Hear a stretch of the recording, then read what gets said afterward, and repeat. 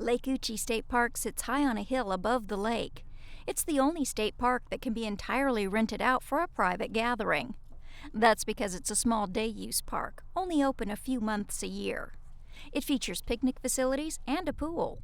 Les Pulliam is its manager. State parks, we offer a very valuable commodity. We offer the improvement in the quality of life for citizens of the state of Oklahoma, as well as other folks that visit the state. We also provide an economic development to our area, so state parks are important. However, the State Parks Department is shutting down Lake Uchee, Beaver Dunes, Boggy Depot, Brushy Lake, Washashi, Heavener Runestone, and Adair State Parks August 15th.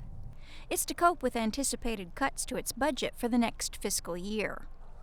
The Parks Department projects closing those parks could save $700,000 a year without having to cut employees. Staff from the closed parks would move on to other assignments.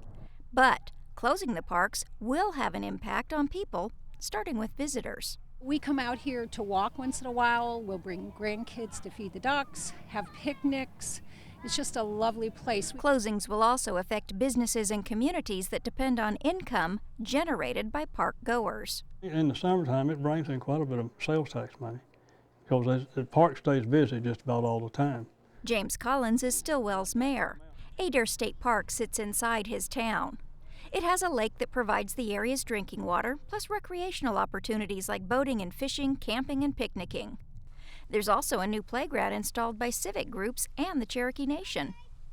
Mayor Collins says no one from the State Parks Department let the city know it intended to close this park. Well, I'm not seeing anything, even on the closing, other than on the news. Park users say closing parks isn't a wise way to save money.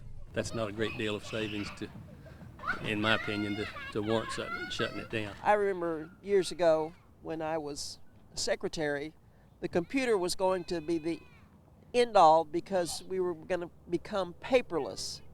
So if they want to do something, let some of the legislators go paperless and quit flooding us with too much paper and leave the parks open for the kids. This is people that can't really go anywhere would come to the parks for a family outing.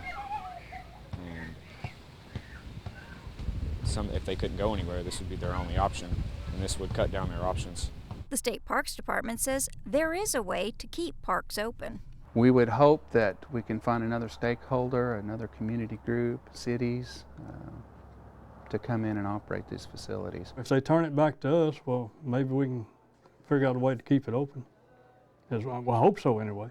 But Collins says until he hears from the State Parks Department, he doesn't know what it will cost to keep this or any of the other parks open past August 15th.